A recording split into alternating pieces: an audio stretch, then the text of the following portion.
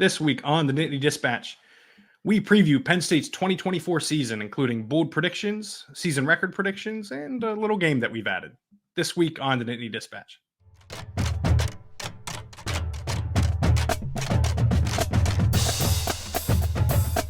Hello and welcome to the Nittany Dispatch. I am John Sauber, Penn State football beat writer of the Center Daily Times. She is Audrey Snyder of The Athletic. And we are here to preview the 2024 season, which is fastly approaching. It's here, John. It's here. We've had the doldrums of State College winter, of State College spring, of then a super hot summer. Then this week it felt like fall. So a bit of the whole spectrum. We are so back, though. Penn State has turned the page, as James Franklin told us Tuesday night, that they are moving on to West Virginia. They were going to split the team up with the scout team designations by Wednesday. So they're moving on, and preseason I think is behind us too, John. Right? Like we're done. I think we are fully engaged with the regular season now. Right?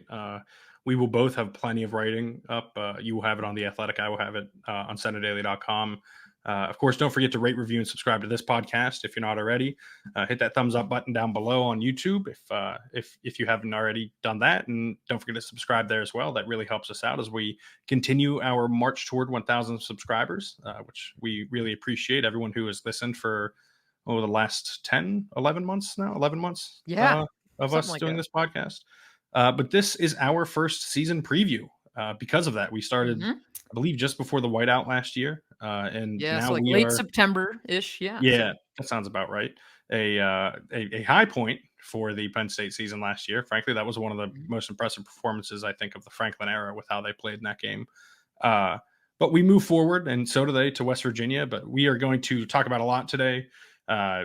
Like I said in the intro, we're going to talk about our predictions. We have a game to play, but I think the place to start. No. Here's the thing, John. I just want people to know this. I let John come up with a game, and there's probably like at least a 75% chance I somehow mess up the game. Like I've texted you because like we have not talked about anything that we've discussed. And so I wanted to be like, hey, John, like, let me just be clear. Like, I'm not supposed to tell you these things, right? And he's like, yep, no. Just like write them down, whatever. So I have them in front of me, but we have not discussed what we're going to come up with today. So again, if I ruin the game, it is 100% John's fault. We will get to that shortly. But first, I think we need to get an overarching view of this team's offense and this team's defense. And we're gonna do that with predicting a metric that I use a lot in my writing. I know Audrey has cited before too. That's Bill Connolly's SB Plus. He's over at ESPN now. Just to give you Bill's definition of the statistic, it's a tempo and opponent adjusted measure of college football efficiency. It's a predictive measure of the most sustainable and predictable aspects of football, not a resume ranking. And so this is essentially a metric that Bill created. I think he was at Football Outsiders at the time. This is a while ago, to kind of power rank teams essentially, right? Based on not what they've what the final scores have been, but what they've done and what they've produced. For some perspective, last year Penn State was, I believe, 12th to end the season, correct? Yeah. Offensively. Yep. And they were top 5 in the defense, I believe, number 4, somewhere around there. This year in the preseason, which is based off returning production, other teams around the country is returning production, and what you can kind of project about those guys moving forward. Penn State is number 24 on offense and number 4 on defense. Yep. By the end of the year, those metrics won't matter. They will be completely replaced by what Penn State does this year in the metric. We are going to try to predict where they end up and why they end up there. So, Audrey, I will cede the floor to you. Where does Penn State finish offensively on SB Plus? Offensively, I don't think it's going to be quite offensive to watch this year. I would award no points for that. -2. So again, like you said, they're currently 24th. By the end of the season, I say that this is this is an offense that's going to be around 15th, right? Like, I think this is obviously a step forward. I am bought in on Andy Kotelnicki, as some, like you, John, refer to him as Coach K. Hey, hold on. We got a little backstory for that. I actually refer to him as Cooks, which was his high school nickname. By the way, if you would like to read more about that, in about a week, there will be a lot of info about Andy Kotelnicki. That's an even worse. Like, just call the guy Coach K. Now it just sounds weird. No, I'm calling the man Andy, because we call people by their names around Fair. here. It's fair. But I am bought into this offense, and I think again we saw it last year where we said, okay, on paper, right, this is a really talented roster. That talent hasn't changed. It hasn't greatly diminished. In fact, I think it's a lot better. I mean, I think you look at it and you say, okay, Andy's creativity is one thing. His willingness to commit to the players and what these guys are going to do best has been really apparent just based off of conversations we've had this preseason. It's something that every player on offense has mentioned that it's like, hey, yeah, I'm excited to play for this guy because here's why. So, well, we can look at it and say, yes, Penn State has a lot of questions in the receiving core, and I still think they do, right? Like, I think there are two receivers that they've consistently talked about, but beyond that, there are some question marks. But I still think you have a really good, really talented quarterback in Drew Allar.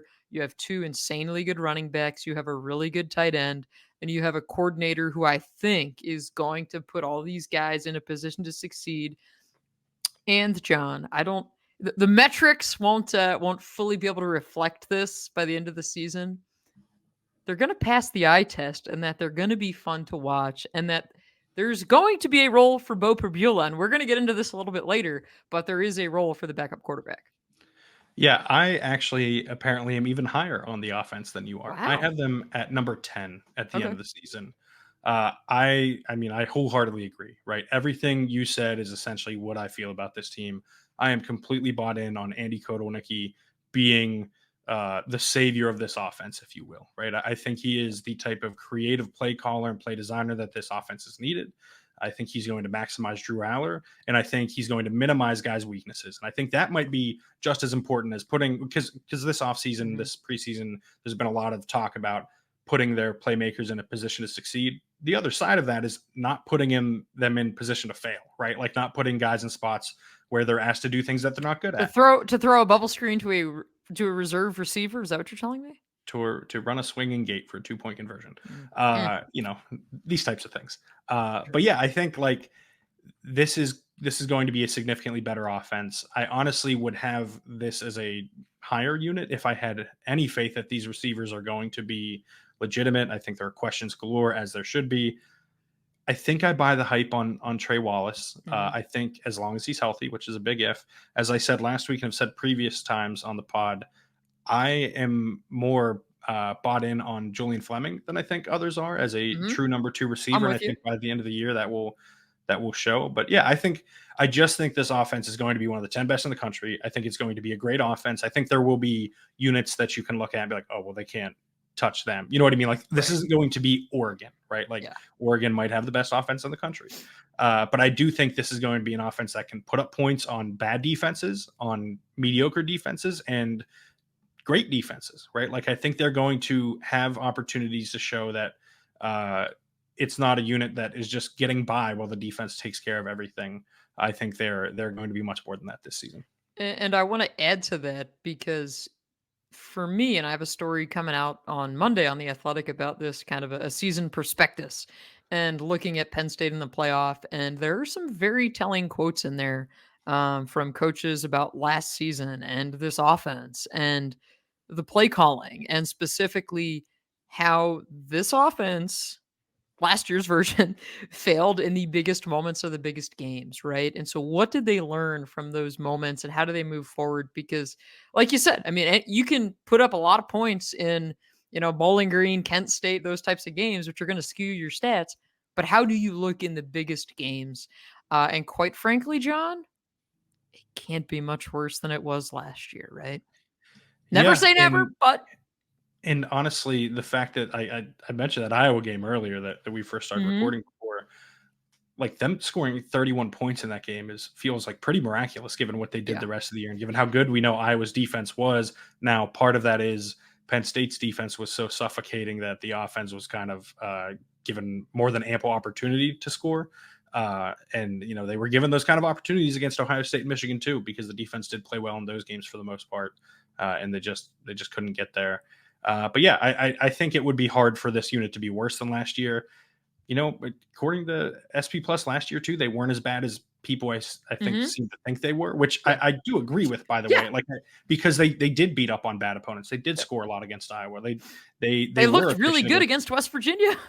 Right, and when you have a 12-game sample size and 10 of those games are really good, like, it's going to Mhm. make the sample look good, and I know everyone's gonna fixate on Ohio State and Yeah, was it Michigan. I think that's fair. 54-15 against Maryland? Like, they had those Yeah. big moments, but And that to me was an indication of the talent on this roster, right? Mhm. That is when, the talent outdoing what the scheme is kind of holding them back from, right? They were able to get where they needed to go. In the last couple games, Michigan State especially, excuse me, uh, was the perfect example of Yep. that, right? Like where their talent shined because they were kind of freed up when new coordinators were in charge, co-coordinators were in charge, and Ty Howell and Jay Sider after Mike Yursich was fired. But Who yeah, was I calling the plays, John?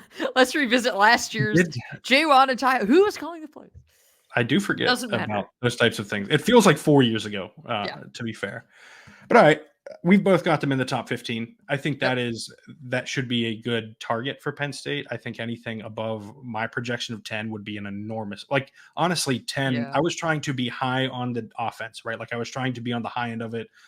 So we could discuss like why I'm so high on Andy Kotelnicki and everything. But I think anything better than 10th is a huge win, and like probably means like really good things for what this team did this year. I think that 15 to 20 range is the baseline they got to hit to make the playoff. Anything Mhm. better means they're progressing further. But the reason that those baselines exist, that they don't have to be top five to make the playoff, is because of this defense. And I'm curious, where do you have them at the end of the year? Yeah, so currently this defense, per SP plus is 4th, right? So again, we can throw that out the window now, but I wouldn't, John. I have them pegged to finish 3rd, which is Oh, we both have them third. do we? See, Yes. so we're okay, so we're both bought in on this. It just makes a ton of sense. I mean, I think, and we'll get into it a little bit here about Abdul Carter and Dani Dennis-Sutton, and we've got some, I think, interesting thoughts on these guys. Um, Yes. again, this is a defense stacked with playmakers at all levels, and I think that to me is a little bit different than what we've seen here in years past, where now you can say, okay, you've got a really good and a rebuilt but talented secondary. You've got two insanely good defensive ends. I think Tony Rojas is going to be really good at linebacker. To me, it's like you've got a lot of pieces here, but again, can you keep everybody healthy? That's always the big thing. But yeah, I have them 3rd. Is there why do we align, John? How do we both Yeah. align on this? It's funny. This discussion for a unit we both projected to be among the top three in the country is probably a lot quicker than the offensive one. Mhm. And that's Because there's fewer because, questions. Yeah. right, like I'm not like I think people are maybe hemming and hawing a little bit about linebacker. It's just it's not as important of a position in modern college football, Mhm. especially when one, you're limiting the numbers out there because they're going to be in a 4-2-5 quite a bit. Yep. And two, like we've seen this specifically in the NFL where teams, I know I've talked about this on the podcast before, where teams concentrate on either heavily on the secondary, the defensive line, with the end game being, okay, either lock the team down long enough where you can get coverage sacks or generate so much pressure Yep. that the coverage doesn't matter as much. Penn State has both of those things at a really, really high level. I'm a big believer in AJ Harris being a true number one corner this season. Like I think he's, Save that for a little bit later. We'll get into yeah, that in a bit. Yeah. Yeah. yeah, I think he is going to be the best corner on this team. I think he's going to be one of the best corners in the Big Ten. Mhm. And I think we're going to be talking about him as a first round pick, not into the 2025 draft, but the 2026 draft. Like, I think he is that level of player. I think Cam Miller's already proven that he's really good and that he can be relied upon as at the very least, a good number two corner. He's got the size, the strength, the speed to cover. Well, most wide receivers. There is yet another Ohio State receiver that is a freshman that, unfortunately for Penn State fans, will Mhm. likely haunt them. But I won't blame any corner who can't cover Jeremiah Smith, who is out there and crushing it in Columbus. Uh, the defensive ends, you talked a little bit about denying Abdul. Like, I don't know, that might be one of the best defensive end combos in the country, right? I And think so. Yeah. I think it's Yep. possible that both guys finish with 10 plus sacks this year. And again, we will get into specifics here soon. But it's just from the top down, it's a highly talented defense. And then you add in the fact that I'm a big believer in what Tom Allen does as a defensive coordinator in his 4-2-5 defense. It is going to look, if it looks like what he used to run at Indiana and his previous stops, With the it Husky. Yeah, it's going to look different than we've seen elite Penn State defenses look in the Mhm. past, right? I think there's going to be a little bit more risk taking. They might give up another big play or two here or there that you wouldn't normally expect, but I also think they're going to create more big plays, and they're going to be a nightmare for. I think any quarterback that is an above average or worse quarterback, they're going to be a nightmare for. Elite quarterbacks will maybe find a play or two here and there that they take advantage of, but Penn As State's they defense should, will be right? As an right. elite quarterback should, right? Like, that to me is always, it's sometimes when fans get down, it's, "Oh, man, this guy made a play," like, yeah, other teams are gonna make plays. They're gonna score points, even on the best defenses, like, it's gonna happen. But yeah, so for me, this is a really, really good defense once again, and I think you hit on it earlier, John. It's, hey, if this offense can just be top 20, right, in SP plus, I think you're then sitting pretty, because of the combination that you have. Yeah, and by the way, I don't think they're facing many elite quarterbacks this year. I think Garrett Green is going to be a handful in the Mhm, season it'll be a opener for West challenge. Virginia. Mhm, I mean, I'm not the biggest Will Howard mhm. believer on the planet. Not the biggest Will Rogers believer or Miller Moss. Like it's just like those are. I think they are quality starting quarterbacks. There's no one out there that is striking fear into me. I guess Mhm. if I'm Penn State's defense, I think they are all quarterbacks that they can deal with, potentially with the exception of Garrett Green, depending on the kind of strides he's made this offseason. But yeah, I think we're leading into a lot of what we're going to discuss later, and that this should be a really good team on both sides of the ball. And we'll see how it turns out. But I think there is reason to believe that they're top 10 on both sides of the ball for the first time in a while. But let's get to this unnamed game that I have so graciously stolen from the good folks at the PHLY Eagle Show. That's a lot of credit to Bo Wolf's creative genius over there. Someone, I'm everyone I think that listens to this knows I'm an Eagles fan. I'm It's a gonna be a very habitual listener. fun week coming up here in a couple weeks. Week Yes. 1 in Brazil, yeah. Very Yeah, I'm gonna hate it. I'm gonna hate sitting in that press box against before the Bowling Green game for Penn State. Bad feeling about that season opener. But Bo and Zach do a great job at PHLY. Now Fran Duffy too, who they've added to their roster. But Bo comes up with these games, and I was sitting and thinking about a game to come up with, and finally decided to take something that they do on a weekly basis. So for what it's worth, go find and listen to the PHLY Eagles show on their channel on YouTube and all of that. They do a great job. But the game itself, Audrey and I will each take turns presenting a either or scenario, right? I will present two options, and she gets first pick of those two options. If whatever comes true or if whatever she picks comes true, she gets a point. Same goes for the other one, which goes to me, then I get a point. At the end, we will each pick one pair of things to be worth 2 points. Whoever's most points at the end of the season wins. I think it is fairly straightforward. We will try to keep track of some of this, I think, throughout the regular season, because I think that'll be a fun Yep. part of this too. This will be a And the season long. loser gets to go down the press box No, stairs. no. Listen, I will sit here in a Jordan Love jersey or a Packers jersey of your choice. Uh, You make it sound like that's a bad thing, John.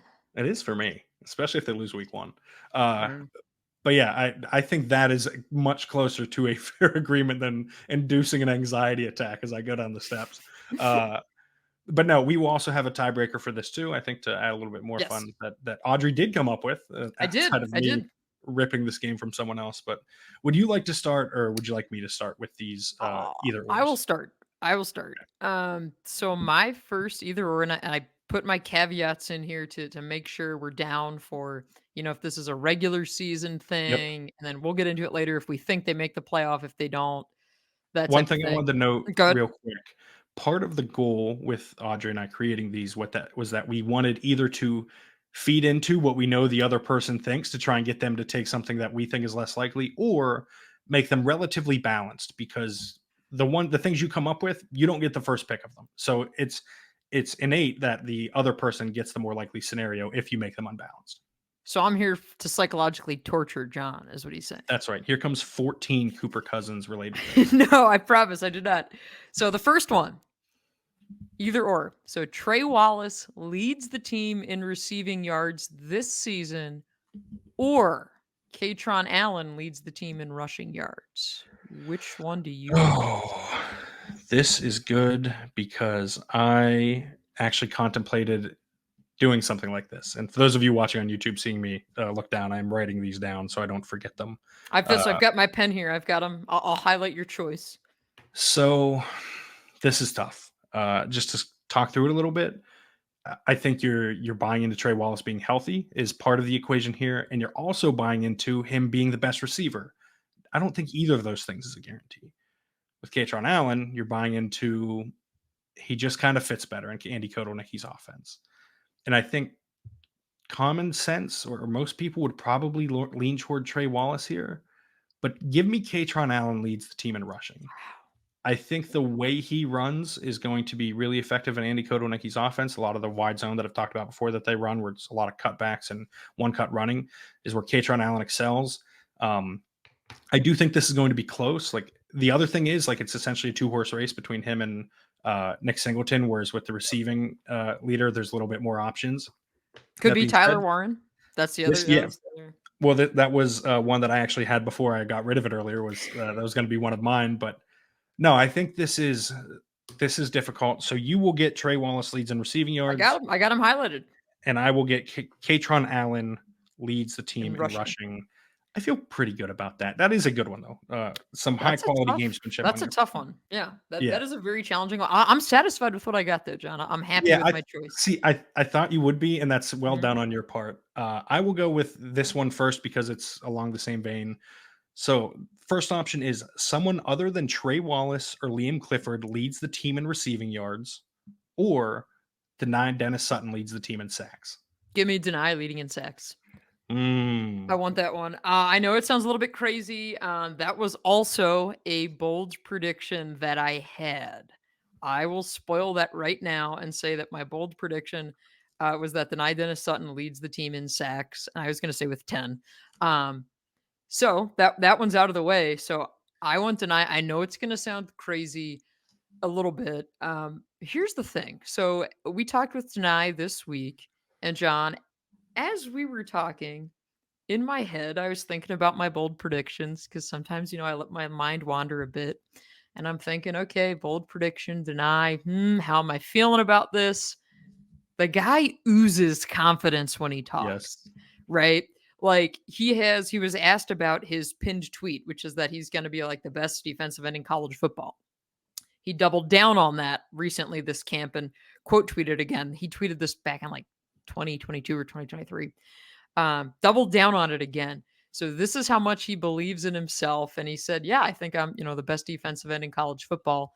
And I, trying to think about my own bold prediction, said, did Abdul have anything to say about that? Does he agree with that? And he said, hey, I think all of us here, we want to be the best at what we do. So I hope Abdul, and I know he has that same mindset. So I'm bought in on Dani. Now, I think the thing potentially working against me is that Abdul Carter's insanely good, one, and two, the fact that they're going to move Abdul around. So I think there's a little bit of risk there, but I like my DDS pick.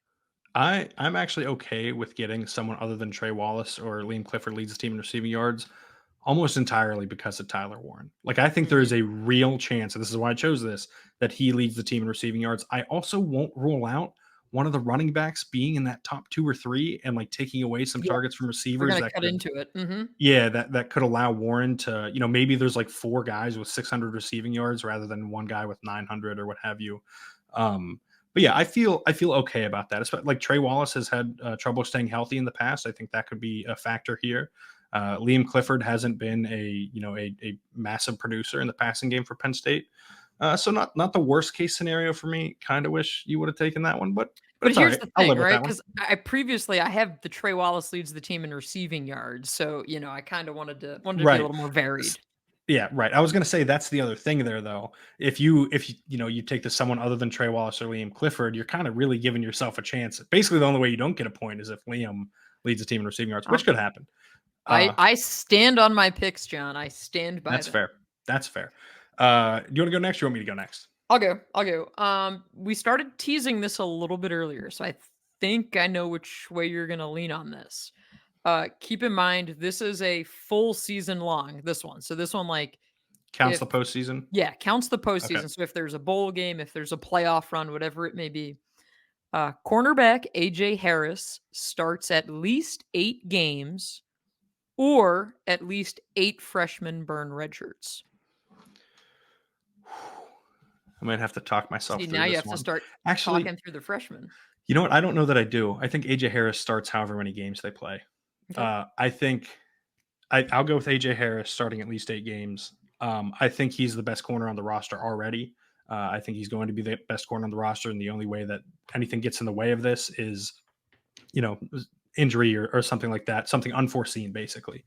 The 8 freshmen, I assume because you came up with that number that it's a good number and that you put some time into it that I haven't put into it. We know Cooper Cousins is probably going to burn his red shirt. I would say Quentin Martin, Quentin Martin seems Luke likely to burn Reynolds. it. Again, now James Although Franklin has with not Martin, said these. There's here's the really no thing with need Quentin to. Martin. Here's the thing with Quentin Martin, though, because Cam Wallace can play the whole season, and then he talked about this after practice, potentially playing Martin and Smith in like 4 games each sporadically, and then you go into the postseason, you can play Doesn't guys matter. whenever you want, right? hmm So, yeah, I feel good about taking AJ Harris there. I I want to. would take. No, good. I was gonna say I think I would take under 8 just because Yeah. it's I was they trying to can be bait you, strategic. John. Yeah, I it did didn't not work. think through my numbers fully, and I was just like, "Oh, 8 sounds like it." And because I was like, "Oh, I'll start 8 games, 8 freshmen." I was just throwing numbers. So I was really hoping you were going to take the freshman, but I wanted to ask you with regards to the cornerback. So I have a piece up on the Athletic, went up today, Thursday, with regards to the pressing questions on this team. Essentially, there aren't that many depth chart questions for Penn State this year, like there have been in previous years. Really, only a handful of spots that we're kind of saying, who starts, who doesn't. But cornerback is one of those. And I'm curious because you're an AJ Harris guy, as Mhm. you've picked, and I think I wrote this week that I think long term he might be the most impactful transfer portal guy that Penn State has gotten in this portal era. So I have Harris pegged as a starter. I am curious who you think, who do you think the other guy is, because I think that's where it might get a little interesting. Cam Miller, I think, Okay. and I think Davian Collins and Jalen Kimber are the primary backups hmm on each side, and then I went Zach with Tracy and Kimber. Elliot Washington. Yeah, Okay. I went with Kimber out of the gate because I kind of defaulted to experience, even though Cam Miller has more experience at Penn State. But I think we're right though with those top 4 guys, because Aldavian Collins has been absolutely AC, as they call him, has been totally gassed up by everybody going back, from the spring as most improved guy, arguably on the entire team. But I'm with you. Like I think Cam Miller is going to play a lot, and kind of one of the premises in my piece was I don't really know if it's going to matter much who starts, because I think they feel really confident with the corners that they have. So Yeah, and I don't remember if I had said this on the podcast before, but I think the other impactful thing here is that Jalen Reed said at media day, that at local media day, I should clarify because he was at both, but he said that Tyrese Mills, and Cam Miller were the 3 that were working at the line position, and so it would make sense if you just took one of your starters and slotted him into that spot after, if mhm. like Jalen Reed has to come out. So maybe I'm reading too much into it, but I think that's also a sign that Cam Miller is going to be playing a bunch this year, and that he will, if Jalen Reed can't be on the field for whatever reason, that he just slots into the line spot, and then Kimber takes over, Collins takes over. But yeah, I think there's a chance that you are right early in the year, that it's Kimber early in the year, and then it Mhm. pivots. But I think odds are that Cam Miller's uh, proven enough at this point that he gets one of the starting spots, and AJ Harris, you just can't, you kind of just can't keep him off the field if you're Penn State right now. By the way, are we characterizing these starts as the players on the field on the first snap, or what they announce on the jumbotron, which we know No, has no, been a first lie snap, in the first past? snap. Yeah, Yeah, we're okay. I not just good. Yeah, wanted to make sure. jumbotron, absolutely not. Yeah, no, Yes. no. Yeah, no, that sounds good. And for what it's worth, the 2 stats ones I laid out in the first one, those are full season, including postseason, everything like that. My next one, I tried to think of something schedule related, and so I went with Penn State beats Ohio State is the first option. The other is Penn State loses to a team other than USC, Wisconsin, West Virginia, or Ohio State. So those 4 games that For we the think are f probably, Yeah. yeah, they either lose a game outside of that or they Mm. beat Ohio State. I see. I can tell by the They quizzical look on your face that I nailed it with making this one difficult. So, yeah, we'll get into my season prediction here in a second. Yeah. I mean, so you're basically trying to tell me that I would have to say that they lose to either a Kent State, a Bowling Green, a Illinois, Maryland, Purdue, Minnesota Illinois, on the road. Washington, that is not anything near the Washington team that it was, but UCLA. Honestly, I think it's Um, Purdue or Minnesota on the road. I think that's what you mm, gotta bank on. yeah, you'd have to bank on like a weird. I mean, West Lafayette can get weird, right? Purdue, Pete, when they're So can boiling it up, Minnesota. yeah, Penn State had lived that, right? The Rashad Bateman game of his life. Um, Or do I they finally do it for the first time in 8 years and no, I beat think Ohio State? this Ohio State team is way too good. But I mean, maybe right? You had said before, so this is where I'm trying to analyze you a bit because you had said before you're not bought in on Will Howard, right? And Very that much not bought in on Will Howard. so you're not bought. I mean, here's if I want to talk myself into it, here's how I'm going to do it: is that the game's in Beaver Stadium? It's in early November, right? The town is going to be juiced, even though it's not the whiteout. It's still the game. Penn State played terribly last year against Ohio State, but yet they were still kind of somewhat in the game. They like to make it sound like they were more in it than they were. Um, I said this defense is really good. We don't think Will Howard. You don't. I will not disparage a Downingtown quarterback despite him not going to my high school and going to the That's rival fair. school. John, I talked myself into this one that I do not feel great about, but I'm talking myself into them beating Ohio State because you left me with some terrible choices. So you are taking Penn State to beat Ohio State. So For here this is, scenario, yes. since I spoiled one of your bold predictions, I will spoil a little bit of my season prediction and say that I think both of these things end up being true. I think which I don't think is likely. I think it is the most unlikely scenario that both are true. hmm It's far more likely that neither are true. They lose to Ohio State, they win. You know what I mean? They don't lose to any of the worst teams on their schedule. But I think one of the quirks of their schedule is I think both of these things end up being true. And again, I understand that it's highly unlikely, but I think with the way things play out, it's on the table, right? And I think those Purdue and Minnesota games are going to be a little bit more difficult than you want them to be. I'm actually fine with getting either side of this. I knew you would hate getting both sides of it. That was the thought process on this, so I knew Yeah. that it would be fine for me. Perfectly content getting that Penn State loses to a team other than USC, West Virginia, Ohio State, and West Virginia. It is your I pick mean, for you.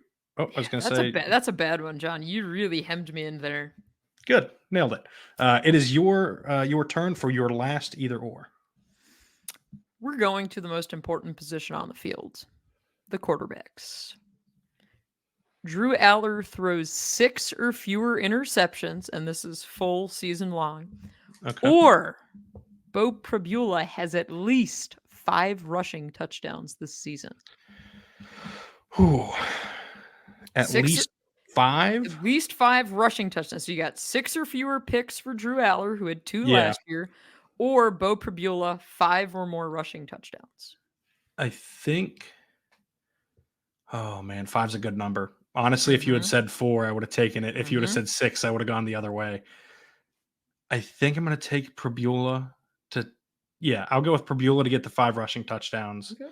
Mostly because I expect Drew to throw more interceptions. I don't think it'll hamper the offense, but I do think it will happen more. There's also more chance for miscommunication. It's a new offense. Like there's little room for that. They play some difficult defenses. Ohio State's defense me not believing in Will Howard, their defense is very, very good. Caleb Downs is going to be back there, and that's not going to be fun for Penn State.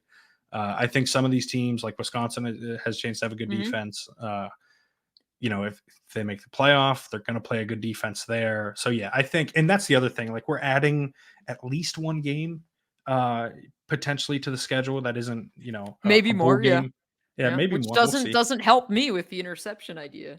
Right, and so I think, yeah, I think I'm gonna take Bo to have at least 5 rushing touchdowns and leave you with Drew to have, you said 6 or fewer interceptions. 6 or fewer picks. Yep. Yeah, I think that number's not going to be much higher though. I think 7 or 8 is the range.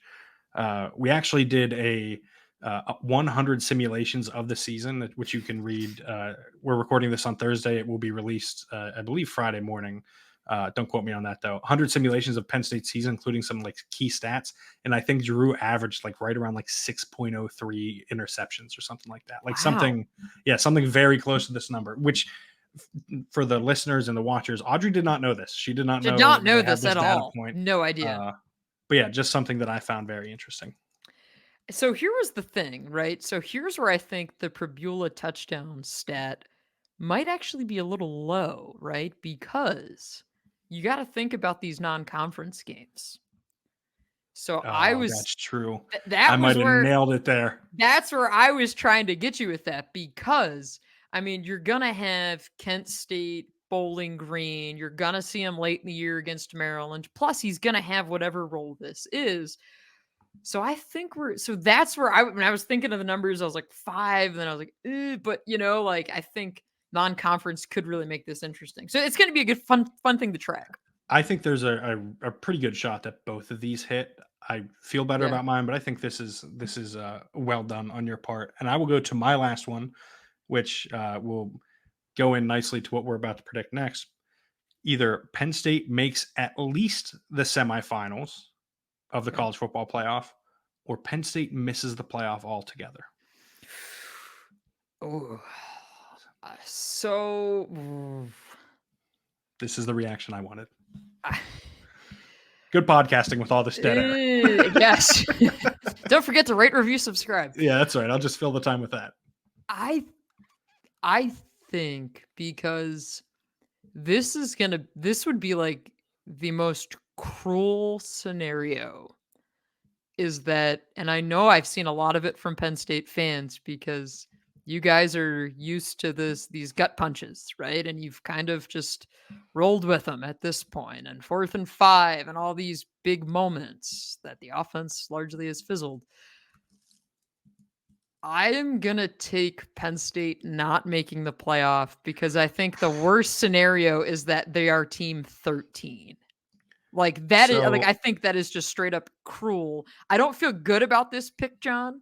But I also we'll get to my prediction later. I do think they are a playoff team. But I think that would just be the ultimate cruel scenario, where you're like, forever, it would feel like on the outside looking in, your team 13. So I will take that one. But man, you've given me a lot of bad choices. Yeah, that was the point. Yeah. But I do think, if I had to guess, neither of these end up hitting. But I think you chose the correct one. More importantly for me, you are the villain of this podcast now, right? Like who am I? I said they'll make at least the semifinals with this game. I didn't say they would miss the playoff. That's all Audrey. She did that. But yeah, I think you are. Yeah, look at what I got. I've got Drew Allar throwing 6 Yes. or fewer picks, which is good. I've got the freshman burning red shirts. I'm believing in Trey Wallace. I'm believing in Dani Dennis-Sutton. I've got him beating Ohio State, though, so that's where I can at least save a little bit of face here. You did a really good job of accidentally hedging with Penn State beating Ohio State and missing the playoff. Yeah. So you kind of have both there. But yeah, I think you probably made the right choice. I think making it to the semifinals is going to be asking for a lot. I actually don't think it's impossible, because if you look at the path that you can kind of get, as I did, as I simulated the season over and over and over again, there are some ways that Penn State is like the 5 seed, let's say. They play the 12 seed in the first round. They get the 4th worst conference champ in the quarterfinals. Then all of a sudden you're in the semifinals, right? Like, yeah. I do think there are paths to get there. I just like, it's just tough to envision. You're kind of banking on the path lining up exactly how they want, and Penn State doing enough in the regular season to get there. Like I said, I think you made the right choice. I'm glad I got to paint you as a villain a little bit here. We will go to we will go to our tiebreaker now that you came up with, just in case. Oh, actually, first, which of these pairs are you making worth 2 points? Essentially, here for the listener, the goal should be for Audrey to pick something that she thinks she has a likely thing and I have an unlikely thing, and for me to pick something where I think I have a likely thing and she has an unlikely thing. Wait, I am picking my own, correct? It counts to both sides of it. It counts for both sides of the one in question. Oh, well, that changes some things then. Do you want me to go first? Because I know which one I'm doing. Yeah, you go first. I'm doing AJ Harris starts 8 games and 8 freshmen burn their red shirts. I think that is the I feel really confident in AJ Harris starting those games. And if I'm willing to concede the freshman thing if that ends up happening, but to me, that's my best chance for 2 points. So here's the thing. I don't like the other side of the Trey Wallace leading receiving yards because that's Right. Kaytron Allen leading in rushing, and I think that's a decent probability. So I'm gonna double down on Drew Allar throwing 6 or fewer picks, Okay. which means Bo Prabula is gonna have to get at least 6 rushing touchdowns. Or no, Bo Prabula has at least 5 rushing touchdowns. So Bo's gonna Yeah. get 4. So that's Yeah. my 2-pointer. All right, that sounds good. And in case we are tied at the end of this, which I think based on the math I did beforehand, there's a decent shot that we are tied at the end of this. We will base this on whoever guesses the first and last touchdown score of the Mhm. regular season. Importantly, you can go first on that one since you are the one who came up with it. First touchdown of the season, I'm going with Nick Singleton. I went with Tyler Warren. I think it is going to be a showcase the tight ends kind of game at West Virginia. I think that is going to be like one of those things that we look back on and say, "Oh wow, they really utilized the tight ends on that first drive, got a touchdown." I do like Singleton as a pick though. That is the chalk pick, if you will. But I do. I mean, listen, sometimes you just got to take your win, Yep. take your win and leave. For the last touchdown, I have Caden Saunders. I tried I to think almost this did one. that. Mhm. Yeah, see, I tried to think this through with Maryland being the final game, Mhm. Penn State probably being up, someone that I Mhm. think is going to be on the field that they want to get reps, but has to be good enough to be a meaningful part of the offense. I thought about really going like Quentin Martin or something here, but I ended up going with Caden Saunders as my last touchdown of the regular season. So I also thought this through, John, with Maryland. They're going to be up. They're going to be up late. The backup quarterback's going to be in the game. They're No, going to here it want to is. get Bo Prabula some reps. So I've got a Bo Prabula rushing touchdown for the Okay. last touchdown of the regular season. Presumably to get his 5th touchdown, giving me 2 points Probably, yes. in our game. Okay, I think we've got everything covered there. I will lay this out so everyone has it for their record keeping, as I'm sure everyone is dutifully keeping track of this at home. It's all here, Audrey, John. All that's here. right.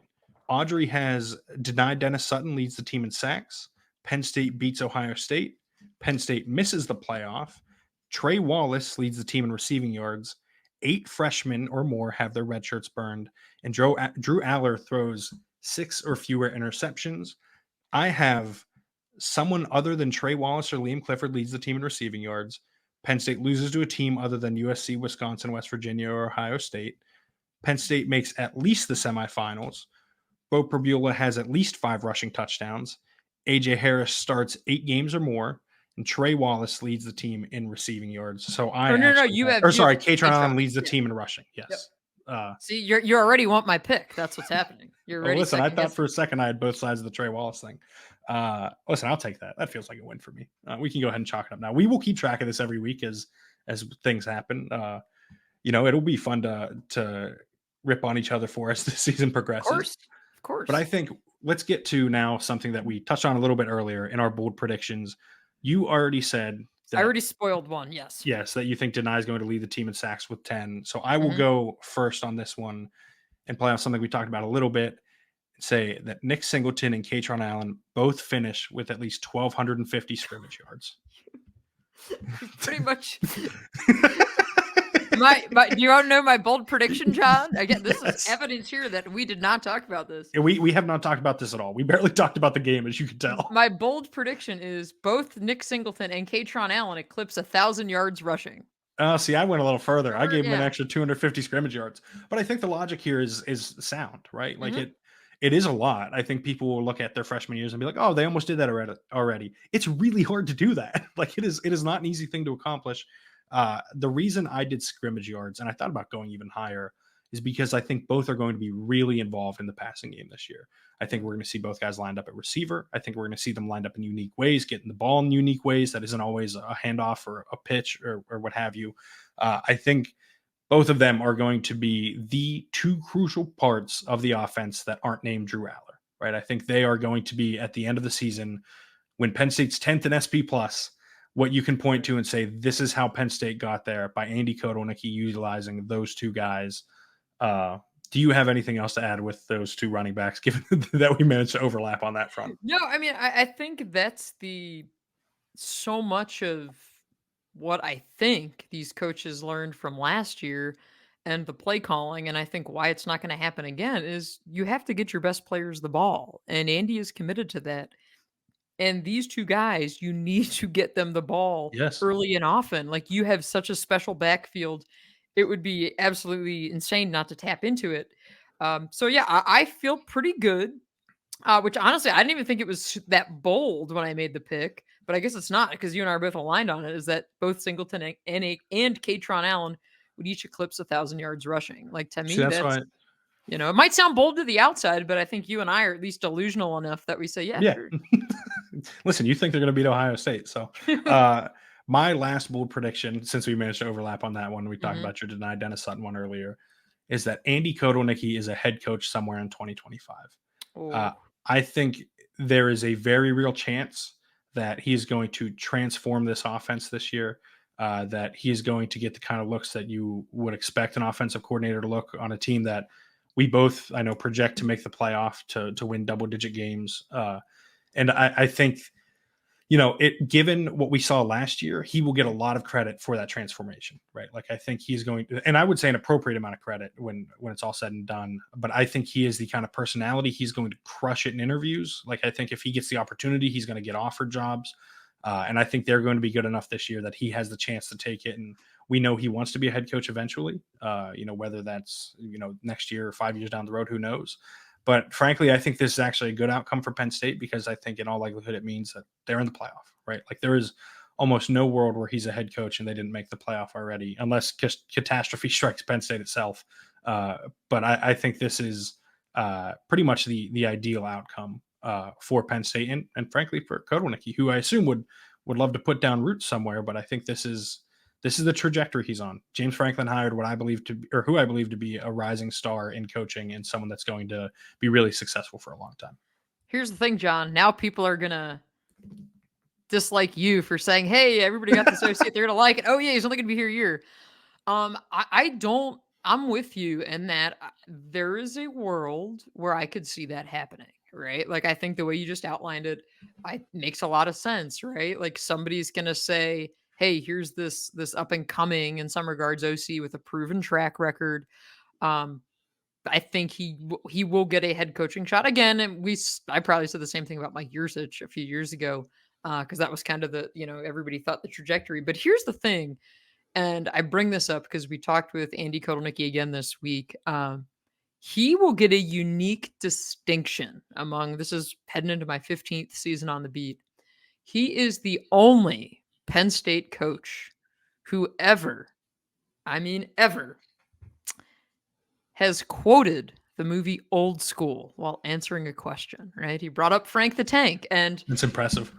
and you know what? And he said that, and I said, like, this is a guy that people want to relate to. Like the personality, just kind of like you said, he's going to hit it out of the park in interviews at some point, whenever that point comes. Just a totally really interesting guy. Which you will have more about him on the Yes. CDT within the next Yes. week. And we will potentially be talking about that story next week, depending on when it drops. hmm Very much looking forward to people getting a chance to read it. I do this every summer, spend a lot of time on kind of whoever I choose, right, as a subject and try and basically create the definitive profile for that person, right? I did it last year with Drew Allar. I've done it in the past with Jair Brown and Jaquan Brisker, and kind of set those things up to be like, okay, who is Andy Kotelnicki? This is hmm where you go, right? Who is Drew Allar? This is where you go, right? Who's Those Andy kind of Kotelnicki? If things. we didn't read Audrey's story in the winter, then we Yeah, can, then we'll catch yeah, it here, right, right? exactly. We got all the bases covered here, John. That's why we're here. But no, I talked to some really interesting voices for it. Found out some stuff about Andy that I don't think is out there publicly that I'm excited to That include in was the pretty story. But vague, yeah, John. Any reason why that was vague? I found out some stuff.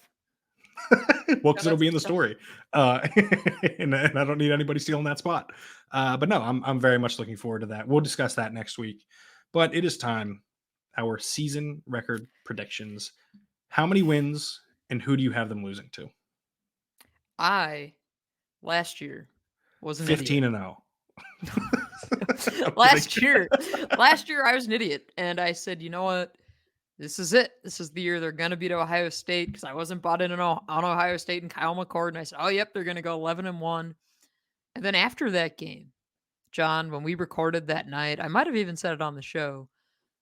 I will never pick them to go anything higher than 10-2 until I'm proven otherwise. So I'm going 10-2 with a loss to Ohio State, and then that second loss being, I don't know which one yet, but either USC, Wisconsin, or West Virginia, one of those three, which is why you hemmed me in on my picks. Yes. I think of those three, if I had to pick one, I will, because I saw you didn't look too happy with my choices there. I'll make the second one right now.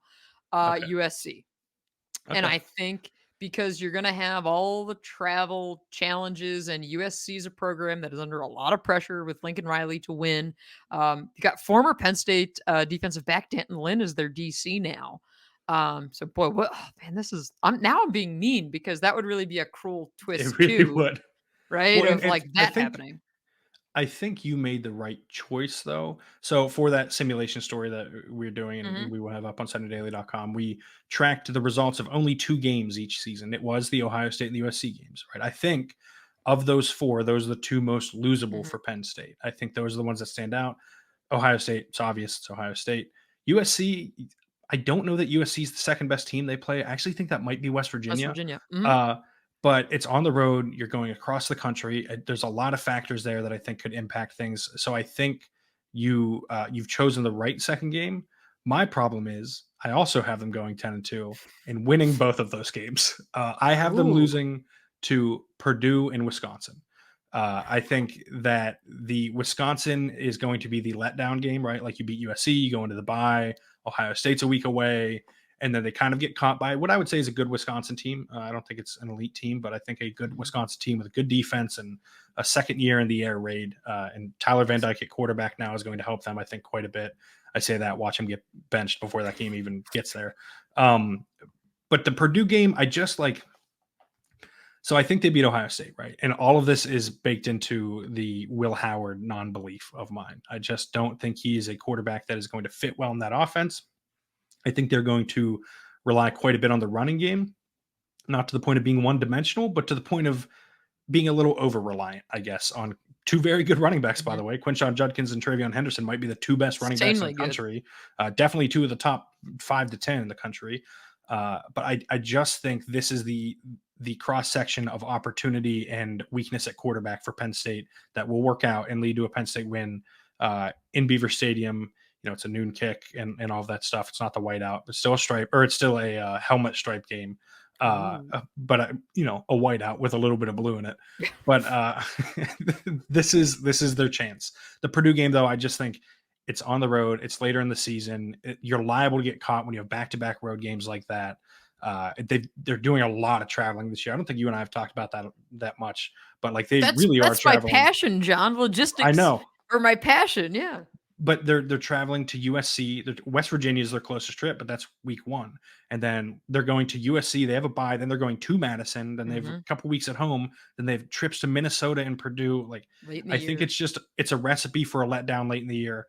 However, I don't think that derails them. I think it does knock them out of the conference title game picture because I Mhm. think there's a very real world where Ohio State's only loss is to Penn State and where Oregon's going in with 1 loss as well, and therefore one of those are the 2 teams in the Big Ten title game. But I still think they're going to go 10-2. I just think this is kind of setting up for those losses to be the weird losses, right? Like not the chalk them up for the Ohio State loss and one other game they should win. I think it looks different this year, which will encourage some fans and frustrate even more that they would be 10-1 going into Purdue and drop that game. By the way, Purdue known to do such things at home, right? Like to catch It's that teams off cramped guard. locker room at Purdue, John. I mean, I remember a few years ago they opened the season there, right? There were like players on the chair, like they were getting taped outside the locker room, and they were on Yep. chairs outside. It's just very, very cramped. It throws you off your routine. Yeah. No, I totally agree. Now for the grand finale. Mm. Do they make the playoff? If they do, how far do they go? Who do they play? And if they do, when do they lose? Okay, so I have them going 10-2, losing to Ohio State and to USC now Right. definitively. I do have them making the playoff. However, I have them, excuse me, as the number 10 seed, which means it's 10-7, right? So they're going to 7th seeded Texas. Oh, come on. No, is that, and they're going to Yes. lose. and it's going to be a close game, and they're going to lose. And in my notes, I wrote, "Merry Christmas, enjoy Austin." Yeah. So I have they make the playoff as a 10-2 team as the 9 seed and lose to number 8 seed Texas in the first round. We were saying before we Yikes. started recording that we both picked SEC teams for this. Texas feels like the right It's location just seed weird wise to enough. be in that Yeah. middle. I thought about Notre Dame. I think Notre Mhm. Dame is a sneaky bet to miss the playoff. I know they're a pretty common pick, but I think there's a decent shot if they go 10-2 that their 10-2 doesn't match like a Big Ten or SEC team's 9-3, which I think is going to be something to monitor as the year goes on. I've been on this since January that a 9-3 team is going to make the playoff, and I'll keep banging that drum that I think it's going to happen.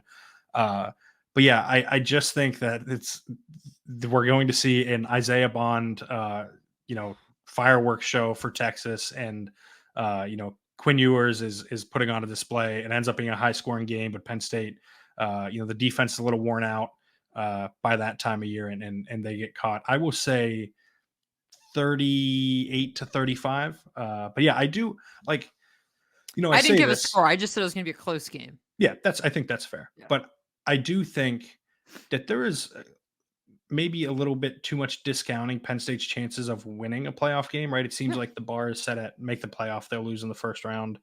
But I do think there's a very real chance that they just catch the breaks, right? And I think that's one thing we're going to learn about this playoff era, the 12-team playoff era, is that it's more about your matchups than anything, Yep. right? I think it's more about catching, I don't know, Lightning Texas in a bottle, State. John. Yeah, like the 5 seed, you're playing 12 seed Texas State, who's the last conference team in, and you're facing 4 seed, I don't know, Georgia Tech or Kansas State in the second round.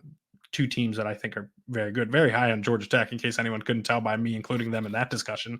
But like if it's Kansas State, who I think is good, but that's a team Penn State can beat. And so if you beat Texas State, you beat Kansas State, and boom, you're playing Georgia Dante in the Cephas. semis. Good point. But all of a sudden you're playing Georgia in the semis or whatever. Like I think it is dismissive to say it's impossible for Penn State to make the semifinals. I also think it's probably a little naive to say that they're a shoe in to make the playoff, right? I think that it is part of the reason I chose that as one of the scenarios I laid out earlier to choose from is because I think both options, while unlikely, are definitely more on the table than people are acknowledging. And I think that's probably scary for Penn State fans. The thought of going 8-4 is, I think, a very real possibility. Like, I don't think we can discount that. Is it greater than 10%? Maybe not, but I think it's on the table. But I also think, 10-2 or 11-1 in a semifinal appearance is just as likely as those things. So all that is to say that I think there are more wide ranging outcomes than we've seen with the Penn State football team than we have in years past. Yeah, I mean, you get rid of the divisions, and for me, looking at it, like 10-2 is the bare minimum. That's how I feel, right? Because it's like you look at 10-2 with this much talent. I think there's also the reality that the majority of your best players are in their third year, and if not now, when? Right? Like, I think that's the other piece to this. I like to always go back to kind of point to that 2016 team when you say, hey, like, again, had the 12 team model been in place then, like, you just get in, you don't know what, like, you have a shot, right? That's Yep. why I love the NFL in the postseason because you get in, crazy things can happen. And Sometimes you, Nick Foles wins 3 straight games. right? It's like, so you just don't know, right? Like, when the Packers went down to Atlanta during their Super Bowl run and they were playing the number one seed, went to that game with my dad. I was in college at Penn State at the time, and it was like spur of the moment, like, let's go. Like, this team they might be good or they might get absolutely hammered in Atlanta, and that's Yeah. gonna feel really bad, but let's go. And that was like the Aaron Rodgers looks unstoppable game. And those teams, which is why I think the end of the season is so key, you want to be peaking at the right time, right? Like, you want to get everything. And I think once Penn State gets through that stretch in October, right? So you have the USC game, then the idle week, then you have Wisconsin. And then after Wisconsin is Ohio State. Yeah. That's November 2nd, right? So then once you get through that, you've got like this cushy, well, what I think is cushy, but clearly you're terrified of Purdue and Minnesota. You've got what I think is a cushy back portion of the season. to kind of gear up for a playoff run. So I think some of that has to happen, right? You have to align and kind of peak at the right point at the end of the year. Um, but yeah, it's going to be a fun year just because the 12 team playoff. I have a story on the Athletic coming out about the fact that fans should not be disappointed by 10-2 this year, right? Like we all need to kind of reshape our brains Yes. and format it and say, hey, if this team goes 10-2, you are probably in the playoff. There are like very real scenarios where the best 8 teams in the country all have 2 losses. Mm-hmm. Like the conferences are stacked. Like I've been talking to some friends about like look at this difficulty of this team's schedule and the difficulty of that team's schedule is like that's just the norm. Like that's what it looks like now and that's what it's going to look like moving forward with the exception of Florida and you just really feel for Florida fans because that Raw gauntlet to end deal. the year, yeah, that is not going to begin or end fun for the poor Gators, but I just think that's the new reality we live in. And I got to tell you, this is the most excited I've been for a college football season in a while. Partially because I think at the top of the country, there is no juggernaut, I guess, at the very Mm-hmm. top. Like even Georgia and Ohio State and Alabama, I think are closer to the pack than usual. I think, and I'm sure this will burn me too because I say things like this all the time. Uh-oh. But I think Michigan's going to fall off a little bit this year. I think they're closer to an 8 or 9 win team. So do you hear? So okay. So do you? I don't. I think it is very realistic that Michigan does not make the playoff. I think Oh, I don't we think they'll might. I make the said we playoff. might have. I think even talked about this last week a little bit. Yeah. Like I think that's the kind of the Yeah. likely. It's like you're resetting a lot with your roster. Um. Yeah. So we're okay. So we're pretty much aligned with that. Yeah, and you know what? To tack it on to next week's episode, we'll predict all 12 teams that we think will make the playoff, just for one Sure. last go at it before it begins. But yeah, I think Michigan's going to fall off. I think Ohio State's quarterback play is going to be iffy. Like I really liked Will Howard at Kansas State. Mm-hmm. I like Will Howard less at Ohio State, in part because of the offense they run, in part because of the. I Chip. guess I think part of it is the expectations, a little bit of the chip too aspect of it, but I think Chip Kelly tends to get a lot out of quarterbacks, but I don't know that Will Howard uh, is kind of clears the threshold, I guess, right, for him to maximize him. And I think you like Will Howard at Kansas State because there's lower expectations. You're like, this guy can elevate it to 9-10 wins. You like Will Howard a little less at Ohio State because it's like 9-10 wins isn't enough. You know what I They're gonna mean? be Like mad. Like the that's yeah. If yeah, you're a 9-win Ohio State team, like Ryan Day's got some serious pressure in the fact that they have totally reloaded and retooled that roster. And I just man, watching Judkins in the bowl game, Penn State fans aren't gonna want to hear this, but like you're watching that and you're like, man, this guy he's a beast. And so now you get to see him again. Like, yay, transfer portal. yeah, that's a tough one. Tough Travion scene. Henderson is like again Mm-hmm. also maybe the second best back in the country. It's not ideal for teams facing that running game, but you got to be able to throw the ball. They have really good receivers. It's kind of the inverse of Penn State, where I really believe in Drew Allar and don't necessarily believe in the receivers. Whereas at Ohio State, I really believe in the receivers like to a much higher degree than I believe Yeah. in Drew Allar. Even like I think that's the best receiver room in the country. But the quarterback worries me and his ability to get the ball to those guys. So I think that's going to be interesting to see play out. Especially one more thing on Will Howard. Avery Johnson was coming on strong for Kansas State, and I don't know that it was a guarantee that Will Howard was going to start this year had he stayed at Kansas State. In fact, I'd say it wasn't. And so I wonder. Bold. Well, I mean, Avery Johnson's really good. I think you're Like, getting a little bold here, John.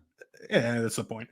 I really like Avery Johnson. I'll say that too. But Mhm. yeah, I just think like there are enough things where it's like there's a crack in the foundation here, there's a crack over there, and then all of a sudden you just need the right set of circumstances for it to collapse. And all of this at the end of the day, though, I think comes down to I think Andy Kotelnicki's creative enough to crack the Jim Knowles defense and do enough damage against Ohio State. To be clear, if Penn State wins that game, I think it's gonna be like 24-21. I don't think it's going to be some high scoring affair. Like I think it's going to be relatively low, not like 10-7 or anything, but I do think it will be relatively low scoring and you'll see big plays hit and that's where stuff comes from. But I was gonna say we should have made a chunk play question an either or. That would have been a good one. That was a I missed thought about it. opportunity. But I think it's just like a little It's a little too too on the nose. cumbersome, and yeah, and you Yeah, got to and keep like track of it. it's not as fun to track. I think it is a game at the end of the day, but I think we both agree they're going to be more explosive offensively, Hmm. and that's going to play a massive factor in how good this team is. So I think over an hour into this, we have covered pretty much all of it, except for the 12-team playoff. We'll do that next week. There's one more Yeah. fun thing before the season starts. Spoiler alert, I have Penn State at 9, Audrey has them at 10, and I have Texas at 8, and she has them at 7. Miraculously playing each other in the same prediction. But yeah, I think, right now we've covered it all. There is a week left until we are in game week. I know less than a week, John. I mean, we're as we're recording this late Thursday. Hopefully this gets into your feed soon. You guys listen to it over the weekend. James Franklin Talks Monday. It is West Virginia week. That's the next we'll hear from it is Weekly News Conference Monday. We'll hear from players on Zoom. Tuesday, Wednesday we'll get our post-practice viewing. We'll hear from James after that. Thursday, typically we hear from an assistant coach. See, I've got the whole schedule memorized. And then Friday, Thursday night. Yeah, Thursday, avid listener of the Coaches Show usually comes on around 6:30, sometimes 6:35. And then by Friday, it's hitting the road to West Virginia and getting ready. And there will be we'll have our West Virginia preview podcast back out by the middle of next week for everyone to listen to. And we will be predicting the game and kind of what we're looking for, because season openers are always weird. Like, I love them because they can just be an absolute mess. And Penn State opening with a quality opponent on the road is really interesting. Good choice of words with mess. I know what you were about to say, but they can be. They can be messy on both sides of the ball for both teams. We will go deep into that. I am who I am, so I will be watching a bunch of West Virginia between now and then, because I can't. A lot of Garrett Green myself. Yeah, a lot of Garrett Green. He is very good. To his credit, James Franklin nailed that last year in the preseason when he said he's going to give a lot of teams problems, because he did, and he will this year. I think potential dark horse Heisman candidate. Don't think he's going to finish getting invited to New York, but I think he probably ends up getting votes when it's all said and done. But yeah, it's going to be very exciting. In the meantime, follow Audrey on Twitter at OddSnyder4. Follow me at John Sauber. You can find all of Audrey's writing at The Athletic, where, as she mentioned earlier, there will be a lot of content between now and the season opener. You can find my writing at SenatorDaily.com. As I mentioned, there's going to be a lot of stuff there between the simulation story and the Andy Kotelnicki story that I'm very excited for. We will have a bunch of stuff, maybe talking about those stories a little bit next week, maybe some behind the scenes stuff potentially next week. As Audrey said, we will preview the game. Don't forget to rate, review, and subscribe to the podcast on Apple Podcasts. Leave those 5-star ratings there. We always appreciate it. Hit the thumbs up button down below if you're watching on YouTube. Hit the subscribe button. Again, as we continue our march toward 1,000 subscribers, would love to get there before the regular season opener against West Virginia. But until next week, thank you for tuning in. Have a great day.